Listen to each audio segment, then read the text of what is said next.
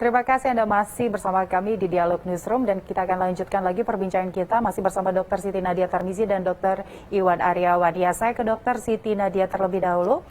Ya, Dr. Siti Nadia, berdasarkan wacana di masyarakat yang berkembang saat ini tentang vaksin booster, ada yang mengatakan mereka takut adanya gejala-gejala demam yang dirasakan. Ini sama seperti sebenarnya vaksin-vaksin sebelumnya.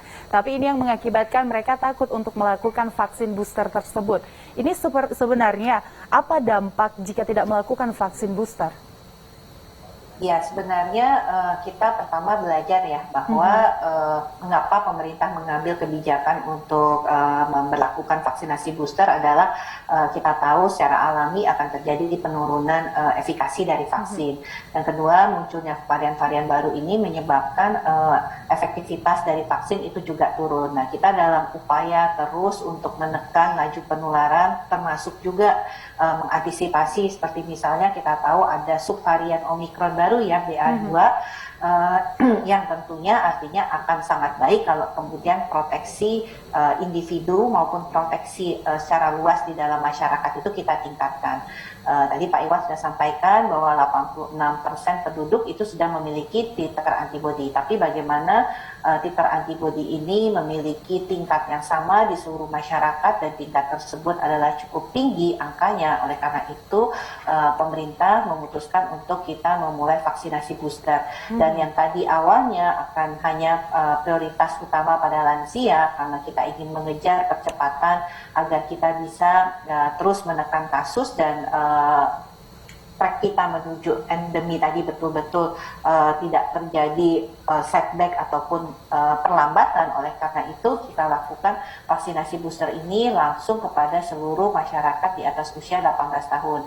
Dan kita juga yakin ya untuk kita melaksanakan vaksinasi ini karena stok vaksin yang kita miliki itu cukup sekali untuk pemberian vaksinasi booster pada usia di atas 18 tahun tadi. Jadi ini adalah salah satu upaya kita untuk terus meningkatkan proteksi di dalam individu dan di masyarakat, dan juga dengan adanya proteksi tinggi akan mencegah munculnya varian-varian baru.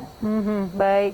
Ya, Dr. Siti Nadia, kalau berbicara tentang vaksinasi booster ini sejauh ini targetnya seperti apa dan sudah seperti apa target yang didapatkan vaksinasi pertama dan vaksinasi kedua? Ya, kalau kita lihat capaian vaksinasi kita ya dari angka dosis pertama itu saat ini sudah 196 juta orang mendapatkan dosis pertama. Sementara untuk yang mendapatkan dosis secara lengkap itu ada 156 juta.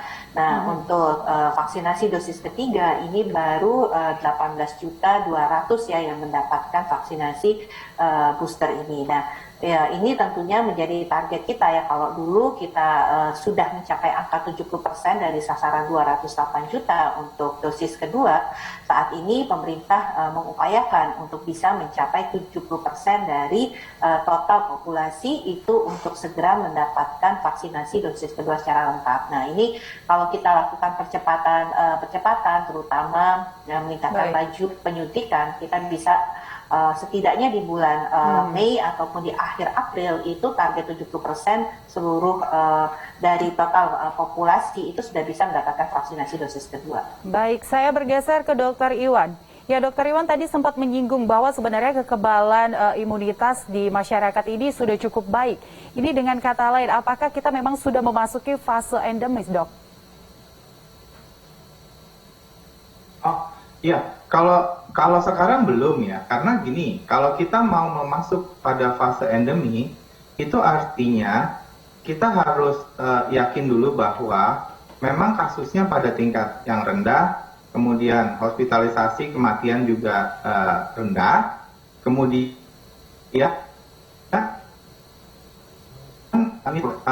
kita harus siap juga dengan surveillance-nya, kemudian kabupaten kota juga harus siap berespon kalau ada kenaikan kasus. Nah, jadi dari diskusi pemerintah dengan para epidemiolog itu kita akan memantau terus dengan indikator PPKM.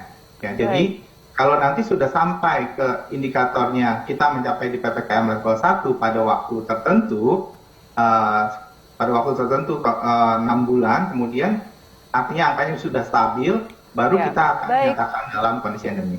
Baik, Dr. Iwan Aryawan, epidemiolog, dan Dr. Siti Nadia Tarmizi, juru bicara Kemenkes RI. Terima kasih sudah bergabung bersama kami di Dialog Newsroom, dan kita tetap berharap semoga penerapan mudik lebaran nanti dan sholat tarawih bisa berjalan dengan baik, tidak menimbulkan lonjakan COVID-19. Terima kasih sudah bergabung bersama kami. Ya, pemirsa, kami